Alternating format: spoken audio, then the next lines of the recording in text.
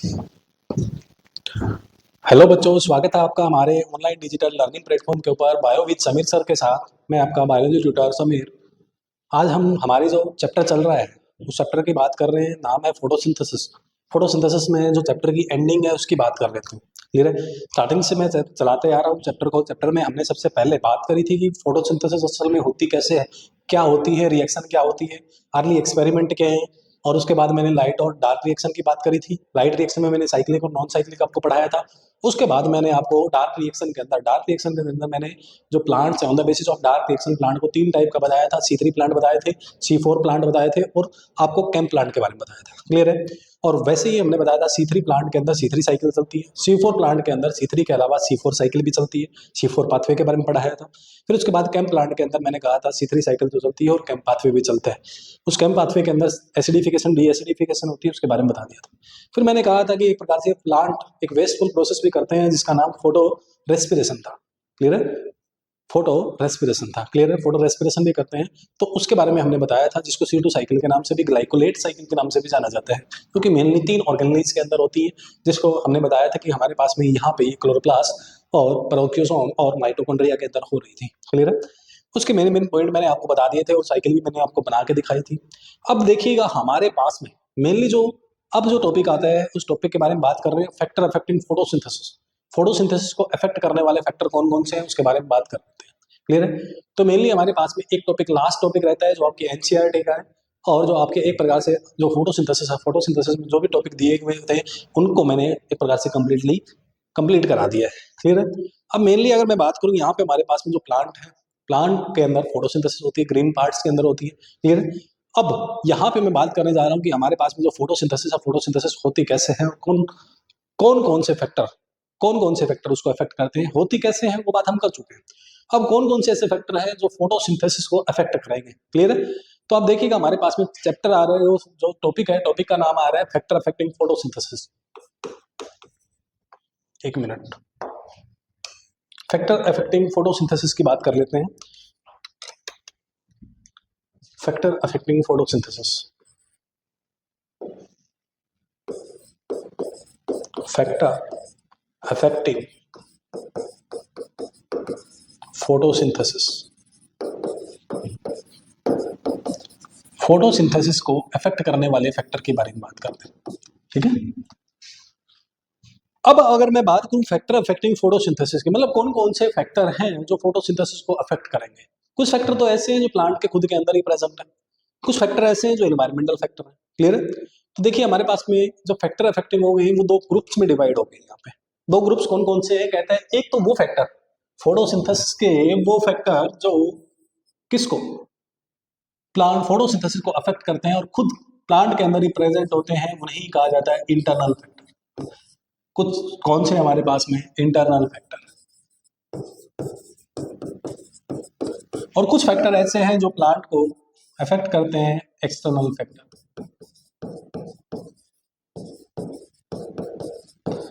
Clear है? हमारे पास में जो फैक्टर है 2 पार्ट्स में, 2 पार्ट्स में उनको मैंने डिवाइड कर दिया। कुछ इंटरनल फैक्टर है, कुछ एक्सटर्नल फैक्टर। क्लियर है? इंटरनल फैक्टर की अगर मैं बात करूं तो हमारे पास में यहाँ पे देखिए, पहले इसकी बात कर लेते हैं इंटरनल फैक्टर की, उसके बाद एक्सटर्नल फैक्टर के बारे में बात करेंगे। क्लियर है? अब मेरी बात ध्यान सुनिए, इंटरनल फैक्टर की अगर बात करी जाए तो कहता है कि सबसे पहले फोटोसिंथेसिस की बात करी जाती है तो नंबर ऑफ लीफ की बात कर रहे हैं, नंबर ऑफ लीफ की बात कर रहे हैं। अगर कहता है नंबर ऑफ लीफ ज्यादा है तो फोटो भी हमारे पास में क्या होगी, फोटोसिंथेसिस भी ज्यादा होगी। दूसरी कहता है नंबर ऑफ लीफ अगर कम है तो फोटोसिंथेसिस भी क्या होगी, ये हमारे पास में कम हो जाएगी। पहली बात तो ये। दूसरी कहता है नंबर ऑफ लीफ ठीक है, number of stomata in leaf, number of stomata in leaf, leaf के अंदर स्टोमाटा कितने हैं उसके बारे में बात कर रहे हैं। अगर नंबर ऑफ स्टोमाटा अगर क्या है मेरे पास में ज्यादा है तो फोटोसिंथेसिस भी क्या होगी, ज्यादा होगी। इतनी बातें क्लियर है? आगे देखिए, अगर मैं कहता हूं यहाँ पे हमारे फोटोसिंथेसिस, नंबर ऑफ लीफ अगर कम है तो फोटोसिंथेसिस भी क्या हो गई, हमारे पास में कम हो जाएगी। कहता है नंबर ऑफ स्टोमाटा की बात ठीक है, नंबर ऑफ स्टोमाटा की बात ठीक है, नंबर ऑफ स्टोमाटा मेरे पास में बहुत है, नंबर ऑफ स्टोमाटा मेरे पास में बहुत है। कहता हूँ नंबर ऑफ स्टोमाटा मेरे पास 200 है, ओपन कितने हैं 2, ओपन कितने हैं 2, 2 ही मेरे पास में ओपन है। नंबर ऑफ स्टोमाटा मेरे पास में 200 है, बट ओपन मेरे पास में 2 है, और एक मेरे पास में ऐसा प्लांट है जिसके अंदर, ऐसे प्लांट की ऐसी लीफ है जिसके अंदर नंबर ऑफ स्टोमाटा 50 है बट ओपन 48 है। तो 48 वाला जो ओपन स्टोमाटा वाला है, जिसमें ज्यादा नंबर स्टोमाटा, जो ज्यादा नंबर ओपन होंगे, ज्यादा नंबर ऑफ स्टोमाटा ओपन होंगे, उसी के अंदर फोटोसिंथेसिस ज्यादा होगी। तो यहाँ पे एक फैक्टर आ जाता है हमारे पास में, number of open stomata. Open stomata, number of open stomata की बात आ जाती है, तो यहाँ पे नंबर ऑफ ओपन स्टोमाटा अगर ज्यादा है तो फोटोसिंथेसिस भी क्या होगी, ज्यादा होगी। अगर नंबर ऑफ ओपन स्टोमाटा अगर मेरे पास में कम है तो फोटोसिंथेसिस भी मेरे पास में क्या, कम हो जाएगी। इतनी बातें क्लियर है। अब एक बात आती है क्लोरोफिल की। किसकी बात आती है? क्लोरोफिल की। गैस अंदर जा रही है बट वहां पे हमारे पास में क्लोरोफिल है ही नहीं, अंदर हमारे पास में क्लोरोफिल है ही नहीं, उसको एक्सेप्ट कौन करेगा? अंदर हमारे पास में क्लोरोफिल है ही नहीं, उसको एक्सेप्ट करने वाला कौन है?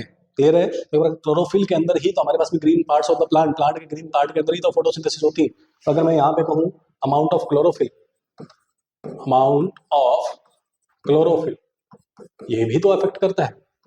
अमाउंट ऑफ क्लोरोफिल भी तो अफेक्ट करता है, प्लांट के अंदर ही है। अमाउंट ऑफ क्लोरोफिल अगर अफेक्ट करेगा एक प्रकार से, अगर अमाउंट ऑफ क्लोरोफिल ज्यादा है तो एक प्रकार से बताइएगा जो फोटोसिंथेसिस है क्या है हमारे पास में, जो फोटोसिंथेसिस है वो भी तो ज्यादा हो जाएगी। अगर अमाउंट ऑफ क्लोरोफिल अगर कम है तो फोटोसिंथेसिस भी मेरे पास में क्या हो जाएगी, डिक्रीज हो जाएगी। क्लियर है? आई बात समझ में? तो ये मेरे पास भी सारे के सारे क्या थे, इंटरनल फैक्टर थे। ये सारी की सारी बातें किसके बारे में थी?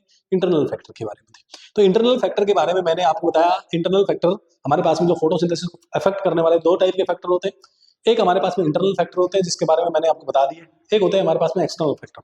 इंटरनल फैक्टर में मैंने देखिएगा किसके बारे में बताया, नंबर ऑफ लीफ के बारे में बताया, नंबर ऑफ स्टोमाटा के बारे में बताया, नंबर ऑफ ओपन स्टोमाटा के बारे में बताया, और अमाउंट ऑफ क्लोरोफिल के बारे में बताया। क्लियर है? ये हमारे पास में मेनली 4 पॉइंट्स थे जो हमारे पास में इंटरनल फैक्टर है। कौन से फैक्टर है? इंटरनल फैक्टर है। इतनी बातें क्लियर है? अब आगे देखिएगा, आगे अगर मैं बात करूं तो हमारे पास में नेक्स्ट बात आती है एक्सटर्नल फैक्टर। अगर बात करी जाए एक्सटर्नल फैक्टर की, बात करी जाए एक्सटर्नल फैक्टर, वो बाहर वाले फैक्टर या इन्वायरमेंटल फैक्टर जो फोटोसिंथेसिस को अफेक्ट करते हैं उनके बारे में बात करें। तो वो फैक्टर हमारे पास में कौन कौन से हैं? कहता है हमारे पास में मेनली 3 फैक्टर है जो फोटोसिंथेसिस को अफेक्ट करते हैं। पहले है लाइट, पहले क्या है? लाइट है। दूसरा कहता है हमारे पास में H2O है।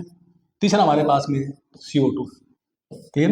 ये हमारे पास में मेनली 3 फैक्टर हैं जो किसको अफेक्ट करते हैं, फोटोसिंथेसिस को अफेक्ट करते हैं। मेनली 3 फैक्टर हैं जो फोटोसिंथेसिस को क्या कर रहे हैं, अफेक्ट कर रहे हैं। ये 3 फैक्टर है हमारे पास में मेनली जो फोटोसिंथेसिस को अफेक्ट करने वाले फैक्टर हैं। कोई डाउट है यहाँ तक? पहला देखिएगा, अगर मैं बात करूं यहाँ पे, ये मेरे पास में प्लांट हो गया, ये मेरे पास में प्लांट हो गया। इस प्लांट को फैक्टर अफेक्ट करते हैं मेरे पास में तीनों फैक्टर। ये मेरे पास में प्लांट है, इस प्लांट को अफेक्ट करने वाले, इस प्लांट के अंदर जो फोटोसिंथेसिस है उसको अफेक्ट करने वाले जो फैक्टर है मेरे पास में, वो ये सारे के सारे हैं। लाइट भी है, लाइट भी अफेक्ट करता है, H2O भी अफेक्ट करता है, CO2 भी अफेक्ट करता है। क्लियर? ये पहला फैक्टर, ये दूसरा फैक्टर, ये तीसरा फैक्टर, ये तीनों के तीनों फैक्टर है जो हमारे पास में किसको अफेक्ट कर रहे हैं, फोटोसिंथेसिस को अफेक्ट कर रहे हैं। क्लियर है? अब कहता है कि फोटोसिंथेसिस को अफेक्ट करने वाले तीनों के तीनों फैक्टर, all the 3 factor,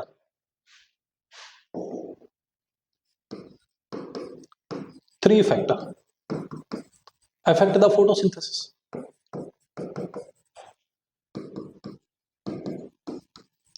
तीनों के तीनों फैक्टर किसको अफेक्ट करते हैं, फोटोसिंथेसिस को अफेक्ट करते हैं। All the 3 factor affect the photosynthesis, but क्या कहते हैं, बट हमारे पास में rate of photosynthesis, rate of photosynthesis, जो रेट ऑफ फोटोसिंथेसिस है डिपेंड ऑन, डिपेंड करती है किसके ऊपर, depend on the factor present it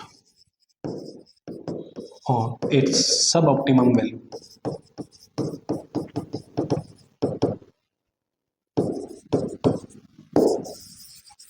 कहता है तीनों के तीनों फैक्टर हमारे पास में लाइट, CO2, H2O, तीनों के तीनों फैक्टर अफेक्ट कर रहे हैं। क्लियर है?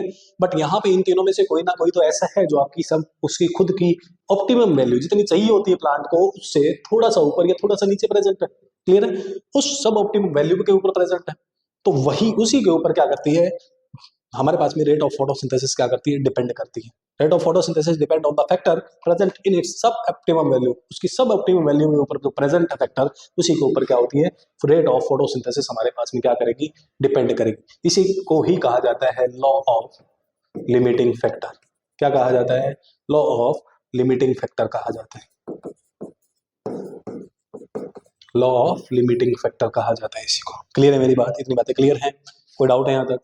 मतलब क्या है, मेरे पास में तीनों के तीनों फैक्टर क्या कर रहे थे, फोटोसिंथेसिस को अफेक्ट कर रहे थे, बट रेट ऑफ फोटोसिंथेसिस किस पे डिपेंड करती है, उस फैक्टर पे डिपेंड करती है जो सबसे छोटा होता है, जो सबसे स्मॉल होता है, सब ऑप्टिमम वैल्यू पे होता है, उसके ऊपर डिपेंड करती है, इसलिए इसे कहा जाता है लॉ ऑफ लिमिटिंग फैक्टर। अब मेरी बात, दो तीन बातें ध्यान सुनिए। यहाँ पे अगर मैं बात करूँ, यहाँ पे अगर बात करी जाए तो कहता है कि हमारे पास में तीनों फैक्टर में से कोई ना कोई एक तो लिमिटिंग होगा। क्लियर है, तीनों के तीनों हमारे पास में एक तो लिमिटिंग होगा। टेरेस्ट्रियल प्लांट के लिए अगर बात करी जाए, टेरेस्ट्रियल प्लांट के लिए, टेरेस्ट्रियल प्लांट के लिए, टेरेस्ट्रियल प्लांट के लिए क्या लिमिटिंग फैक्टर कौन सा होता है, CO2 is limiting factor. Clear है। और अगर मैं कहता हूँ टेरेस्ट्रियल प्लांट के लिए नॉर्मल इन्वायरमेंट में क्या, कौन सा फैक्टर इसके लिए लिमिटिंग है, नॉर्मल इन्वायरमेंट में टेरेस्ट्रियल प्लांट के लिए CO2 is a limiting factor. अगर कहता है क्लाउडी, अगर बादल हुए तो क्लाउडी मौसम जो हो गया तो उसके अंदर हमारे पास में क्या, light is a limiting factor. Light क्या हो जाएगी, लिमिटिंग फैक्टर हो जाएगी उसके लिए। कोई डाउट है यहाँ तक? अब देखिए अगर बात करी जाए यहाँ पे इन किसके अंदर, फॉरेस्ट के अंदर बात करी जाए, फॉरेस्ट के अंदर अगर मैं बात करूँ तो हमारे पास में जो प्लांट होते हैं, लॉन्ग प्लांट, जो लॉन्ग प्लांट है, लार्ज प्लांट है, लार्ज ट्री है, उनके लिए अगर बात करी जाए तो हमारे पास में लिमिटिंग फैक्टर जो होगा, लिमिटिंग फैक्टर जो होगा वो हमारे पास में क्या होगा, उसके लिए लिमिटिंग फैक्टर हमारे पास में CO2 होगा। और जो स्मॉल प्लांट है जो उसके पैरों में प्रेजेंट है, स्मॉल जो प्लांट होंगे, जो छोटे छोटे प्लांट है जो कि एक प्रकार से धूप नहीं मिल रही उनको, तो उसके लिए जो लिमिटिंग फैक्टर होगा वो क्या होगा, लाइट होगा। Light is a limiting factor for that plant. इतनी बातें क्लियर है। अगर बात करी जाए वाटर में, अगर बात करी जाए H2O में, H2O में हमारे पास में लिमिटिंग फैक्टर क्या होता है, H2O में हमारे पास लिमिटिंग फैक्टर क्या होता है तो आपको सोच के बताना है। क्लियर है। वाटर में एक्वेटिक एरिया के अंदर लिमिटिंग फैक्टर हमारे पास में क्या होती है, लाइट होती है। क्या होती है, light is the limiting factor. कोई डाउट है यहाँ तक? डीप उसकी बात हो रही है। इतनी बातें क्लियर हैं या नहीं? अब यहाँ पे ये पता लगता है कि टेरेस्ट्रियल प्लांट है, टेरेस्ट्रियल प्लांट मतलब एक सेम प्लांट के लिए डिफरेंट इन्वायरमेंट में, सेम प्लांट के लिए डिफरेंट इन्वायरमेंट, एक नॉर्मल इन्वायरमेंट है, एक क्लाउडी इन्वायरमेंट है। क्लियर, तो लिमिटिंग फैक्टर भी डिफरेंट हो सकते हैं। ठीक है, तो यहाँ पे मैं लिख सकता हूँ for same plant, for same plant in same environment, for same plant in different environment,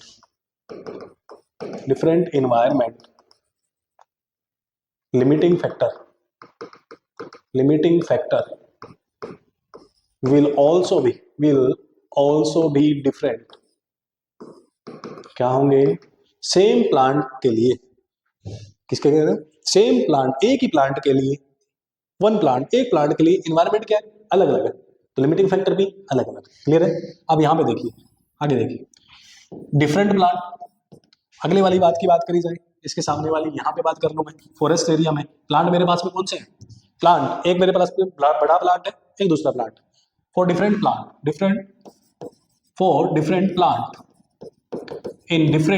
in same environment, environment कैसा है, फॉर डिफरेंट प्लांट इन्वायरमेंट क्या है, इन्वायरमेंट सेम है, लिमिटिंग फैक्टर डिफरेंट है, लिमिटिंग फैक्टर क्या है, डिफरेंट है। ये इस बात के लिए हो गया। कोई डाउट है यहाँ पर?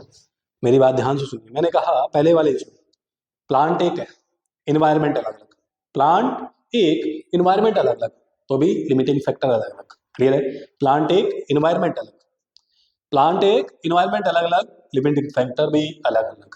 दूसरा मैंने बात करी प्लांट अलग अलग, इन्वायरमेंट सेम है, प्लांट अलग अलग है, फॉरेस्ट इन्वायरमेंट सेम है, बट लिमिटिंग फैक्टर उसके लिए भी, दोनों के लिए अलग अलग हो सकते हैं। क्लियर है मेरी बात? कोई डाउट यहाँ तक?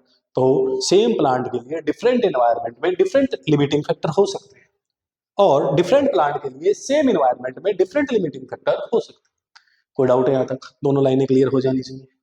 क्लियर है। अब देखिए यहाँ पे हमारे पास में नीचे आता है कि जो लाइट, एक्वेटिक इन्वायरमेंट में लाइट इज लिमिटिंग फैक्टर।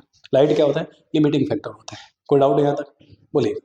तो हमारे पास में लॉ ऑफ लिमिटिंग फैक्टर के बारे में जो भी बातें थे मैंने आपको बता दी। ठीक है, अब मेरी बात ध्यान सुनिए।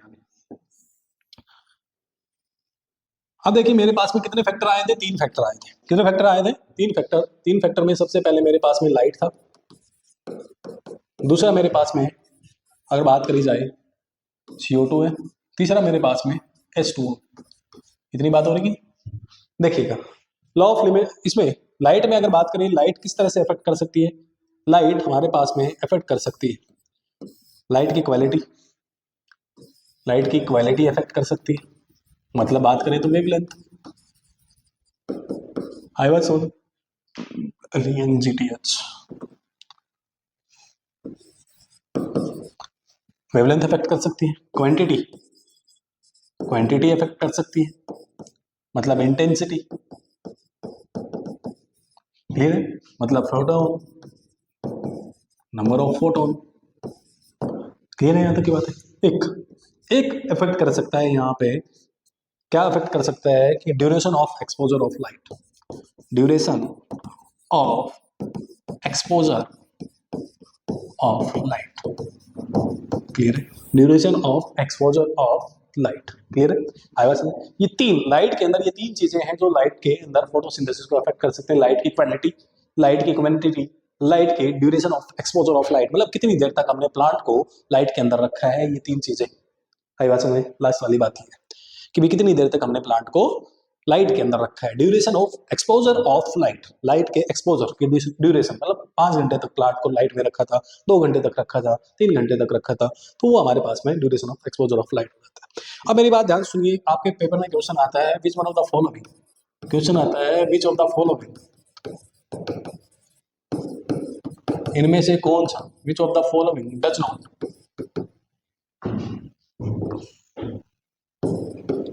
doesn't affect the rate of reaction, rate of photosynthesis की बात कर लेते हैं। रेट ऑफ फोटोसिंथेसिस, इनमें से कौन सा रेट ऑफ फोटोसिंथेसिस को अफेक्ट नहीं करता? आंसर नंबर ए पहला, एक मिनट, बी दूसरा, सी तीसरा, D none of the above. इनमें से कौन सा रेट ऑफ फोटोसिंथेसिस को अफेक्ट नहीं करता है या रेट ऑफ रिएक्शन को अफेक्ट नहीं करता है? कौन सा?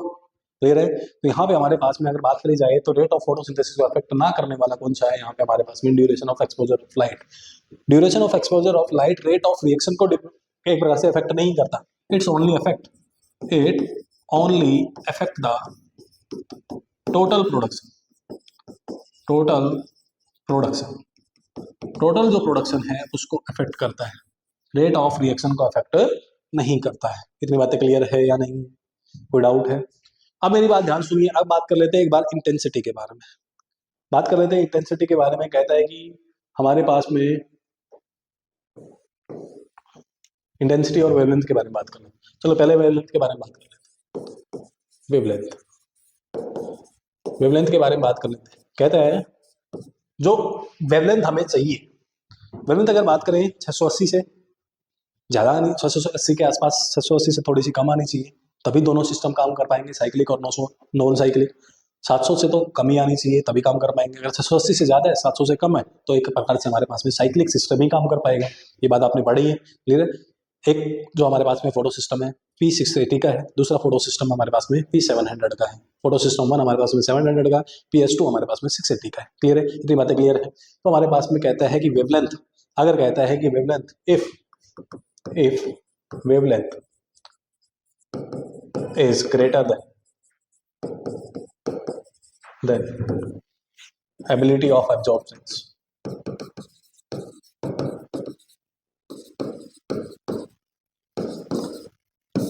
प्लांट जितनी लाइट एब्जॉर्ब करता है उस वेवलेंथ की लाइट ना आकर उससे ज्यादा एबिलिटी, उससे ज्यादा नैनोमीटर की जो लाइट है, उसकी ज्यादा वेवलेंथ की जो लाइट है वो आ रही है, तो प्लांट के अंदर एकदम से जो फोटोसिंथेसिस है, फोटोसिंथेसिस जो कुछ इस प्रकार चल रही थी वो एकदम से नीचे आ जाएगी। फोटोसिंथेसिस जो कि यहाँ पे चल रही थी वो एकदम से क्या आ जाएगी? नीचे आ जाएगी। ये यहाँ पे आ गई। क्लियर है? इसी को कहा जाता है, इसी को कहा जाता है रेड ड्रॉप। क्या कहा जाता है? रेड ड्रॉप कहा जाता है। क्लियर है? कहता है कि wavelength is greater than the ability of absorbance, absorbance से ज्यादा आ रही है, मतलब 700 नैनोमीटर से ज्यादा आ गई यहाँ पे। तो एकदम से फोटोसिंथेसिस क्या हो जाएगी, घट जाएगी। फोटोसिंथेसिस एकदम से क्या आ जाएगी, कम आ जाएगी। फोटोसिंथेसिस एकदम से डिक्रीज हो जाएगी, इसी को कहा जाता है रेड ड्रॉप। कि P700 और P680, मेनली P700 से ज्यादा अगर लाइट आ गई तो एकदम से क्या आ जाएगा, फोटोसिंथेसिस नीचे, और एकदम से क्या आ गई, रेड ड्रॉप आ गया। क्लियर है, उसी को क्या कहते हैं, रेड ड्रॉप कहते हैं। अब कहता है कि अगर मैं क्या करूं, यहाँ पे हमारे पास में जो लाइट आ रही है, प्लांट के ऊपर जो लाइट आ रही है, वो मैंने P780 तो दे रखी है, पहले ही आ रही है, जिसके कारण रेड ड्रॉप आया। उसके साथ साथ मैं और क्या कर दूं, मैं इसके साथ साथ 500 नैनोमीटर की लाइट डाल दूं, ठीक है, 300 वाली भी डाल दूं, 200 वाली भी डाल दूं, 200 नैनोमीटर वाली भी डाल दूं। तो एक प्रकार से यहाँ पे मेरे पास में जो रेड ड्रॉप आया था, वो जो फोटोसिंथेसिस घटी थी, वो एकदम से वापस से ऊपर चली जाएगी, क्योंकि वेवलेंथ जो लाइट मिली मेरे पास में 700 से नीचे मिल गई है, 680 से भी नीचे मिल गई है। क्लियर है, तो एक प्रकार से जो फोटोसिंथेसिस है एकदम से क्या हो जाएगी, बढ़ जाएगी। इसी को कहा जाता है एकदम से फोटोसिंथेसिस का। लाइट मैंने जैसे ही कम दी है, एकदम से फोटोसिंथेसिस रेड ड्रॉप पे आ गया। लाइट वेवलेंथ मैंने कम करी, वेवलेंथ कम करती फोटोसिंथेसिस फिर से बढ़ा। फोटोसिंथेसिस का इस प्रकार बढ़ना क्या कहलाता है, इमर्सन, इमर्सन इनहांसमेंट इफेक्ट कहलाता है, इमर्सन इनहांसमेंट इफेक्ट कहलाता है। क्लियर है मेरी बात, कोई डाउट है यहाँ तक, बोलिएगा। ये मैंने बताया किसके बारे में, वेवलेंथ के बारे में। किसके बारे में बताया गया है, वेवलेंथ के बारे में बताया है। कोई डाउट है यहाँ तक, बोलिएगा। यहाँ तक की बातें क्लियर हैं, चलिए अब आगे बात करते हैं इंटेंसिटी के बारे में। मैंने कहा था वेवलेंथ की बात हो गई है, उसके बारे में देखिएगा, इंटेंसिटी के बारे में बात कर लेते हैं। इंटेंसिटी में क्या इफेक्ट करता है, ये इंटेंसिटी, ये इंटेंसिटी,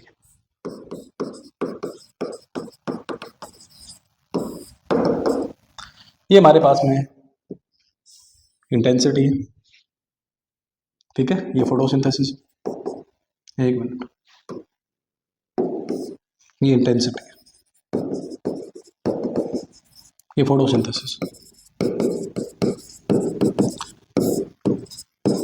इंटेंसिटी अगर कम है तो फोटोसिंथेसिस भी कम है, इंटेंसिटी अगर कम है तो फोटोसिंथेसिस भी कम है, और इंटेंसिटी अगर बढ़ रही है तो फोटोसिंथेसिस बढ़ रही है।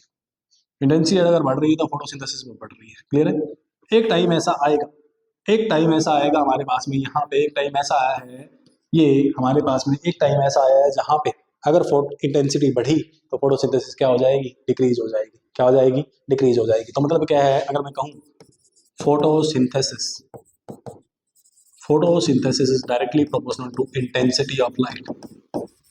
क्लियर है, इंटेंसिटी के डायरेक्टली प्रोपोर्शनल है, बट कहाँ तक, एक टाइम तक। क्लियर है, एक टाइम तक, बट उसके बाद डिक्रीज होना स्टार्ट हो जाएगी। क्यों डिक्रीज होगी वो बताएंगे। यहाँ पे हमारे पास में ये कौन सा पॉइंट है, ये वो पॉइंट है जहाँ पे इससे पहले पहले अगर बात करी जाए, इससे पहले पहले यहाँ पे हमारे पास में लाइट क्या थी, light is limiting factor.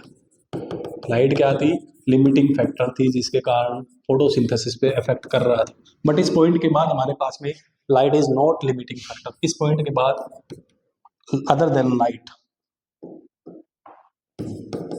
Other than light is limiting factor. Light के अलावा कोई अदर लिमिटिंग फैक्टर है। कोई डाउट है यहाँ तक, क्लियर है यहाँ तक की बात है।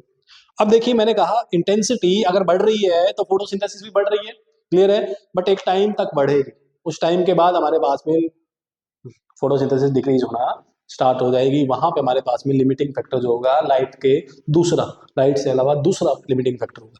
अब यहाँ पे देखिए, अगर मैं कहता हूँ फोटो इंटेंसिटी अगर मैं बढ़ा दी, तो इंटेंसिटी मान लेते हैं मैंने क्या कर दी, इफ इफ अगर मैं यहाँ पे कहूँ इफ इंटेंसिटी इंक्रीज मोर, अगर इंटेंसिटी और ज्यादा बढ़ जाती है तो यहाँ पे क्या कहते हैं, यहाँ पे एक प्रकार से हमारे पास में chloroplast, chlorophyll become oxidise, chlorophyll क्या हो जाएगा, ऑक्सीडाइज हो जाएगा। क्लियर है, और किसकी वजह से हुआ है, इंटेंसिटी की वजह से। इंटेंसिटी किसकी, लाइट की, लाइट की इंटेंसिटी की वजह से क्लोरोफिल ऑक्सीडाइज हुआ है, तो इसे कहा जाता है photo oxidation, photo oxidation of chlorophyll. Chlorophyll का फोटो ऑक्सीडेशन हो जाएगा। क्लियर है मेरी बात, और इसे ही कहा जाता है सोलेराइजेशन। सोलेराइजेशन मतलब क्या है, क्लोरोफिल का जलना। जैसे ही इंटेंसिटी मैंने बढ़ाई, इंटेंसिटी बढ़ते ही मेरे पास में क्लोरोफिल का फोटो ऑक्सीडेशन हो गया, मतलब क्लोरोफिल जल गया, उसे ही कहा जाता है सोलराइजेशन। क्या कहा जाता है? सोलराइजेशन कहा जाता है। क्या इतनी बातें क्लियर हैं या नहीं है? बोलिएगा, इसी को क्या कहा जाता है? सोलराइजेशन कहा जाता है। यहाँ तक की बातें क्लियर है? बोलिएगा, ठीक है।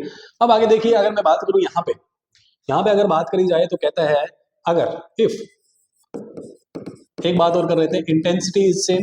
अगर इंटेंसिटी सेम है, वाटर वाली बात आ जाती है बेटा, इंटेंसिटी सेम है बट H2O डिक्रीज, H2O कम हो गया। यहाँ पे एक वाटर कैसे अफेक्ट कर रहा है, ये वाला पॉइंट यहीं पे आ गया इंटेंसिटी के अंदर।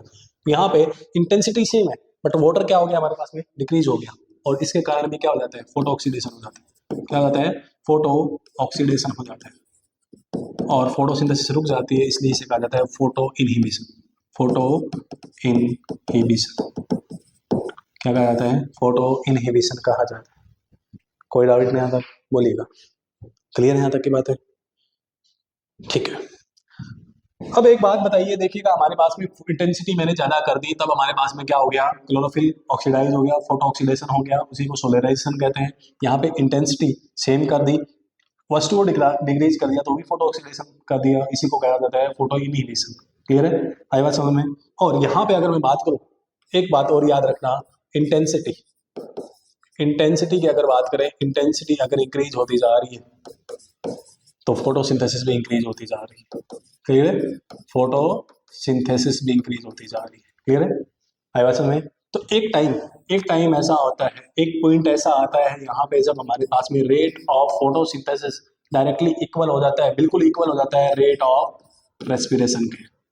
रेट ऑफ, एक ऐसा point, rate of photosynthesis, rate of photosynthesis क्या हो गई है, रेट ऑफ रेस्पिरेशन के इक्वल हो गई है। मतलब प्लांट जितना भी फूड बना रहा है, फोटोसिंथेसिस में जितना फूड बनाएगा उसको कहा जाता है रेट ऑफ फोटोसिंथेसिस, और उसके साथ ही जितना यूज कर रहा है उसको कहा जाता है रेट ऑफ रेस्पिरेशन। अब यहाँ पे एक ऐसा पॉइंट आ गया है जहाँ पे क्या है, रेट ऑफ फोटोसिंथेसिस, मतलब जितना फूड बना रहा है प्लांट ने, जितना फूड बनाया वो पूरा का पूरा रेस्पिरेशन मतलब खुद के लिए यूज कर लिया, तो हमारे पास में इक्वल हो गया। इसे कहा जाता है, ये जो पॉइंट, ये पॉइंट, ऐसा point eight which it happen, इस ऐसा पॉइंट जिसके ऊपर ये हैपन होता है, उस पॉइंट को ही कहा जाता है कंपनसेशन पॉइंट। क्या कहा जाता है? कंपनसेशन पॉइंट कहा जाता है। और ये जो पॉइंट है हमारे पास में इंटेंसिटी की वजह से है, और इंटेंसिटी किसकी है? लाइट की, तो इसलिए इसे also known as light compensation point. इसको क्या कहा जाता है? Light compensation point. कोई डाउट है यहाँ तक? बोलिएगा।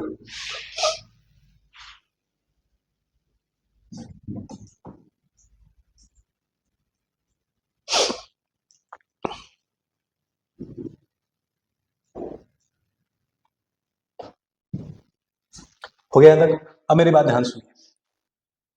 कई बार लाइट इंटेंसिटी से बचने के लिए, प्लांट सोलराइजेशन से बचाने के लिए, यहाँ पे तो देखिएगा,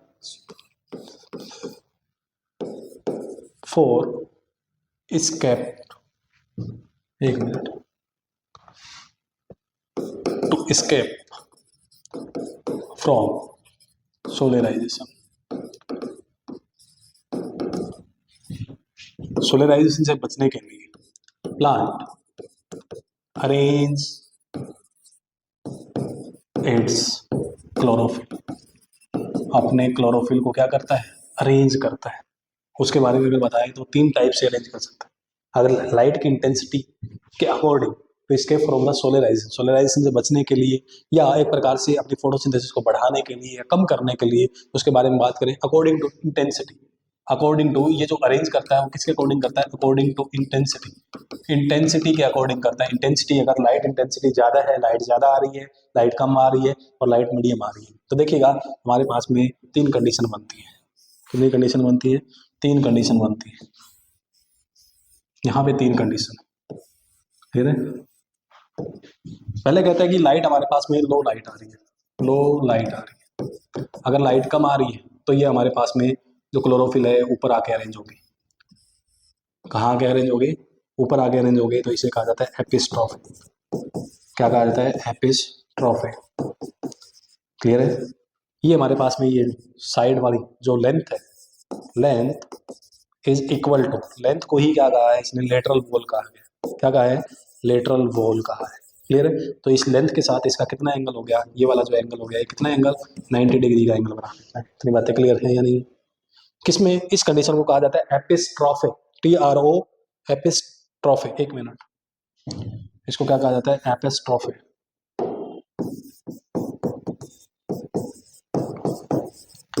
क्लियर है? आगे देखिएगा, अगर मैं कहता हूं यहाँ पे हाई लाइट आ रही है, कैसी लाइट आ रही है? हाई लाइट इंटेंसिटी आ रही है, लाइट इंटेंसिटी ज्यादा है, तो क्या कर देता है? क्लोरोफिल को, जो हमारे पास में प्लांट है, क्लोरोफिल को इस प्रकार लेटरल वॉल के, मैंने कहा साइड वाली जो वॉल है, side wall is equal to lateral wall, उसके बिल्कुल पैरेलल कर देता है। तो यहाँ पे हमारे पास में जो लेटरल वॉल है और जो क्लोरोफिल है, बिल्कुल एक दूसरे के क्या हो गए? पैरेलल हो गए। तो इसे कहा जाता है हमारे पास में पैरास्ट्रोफे।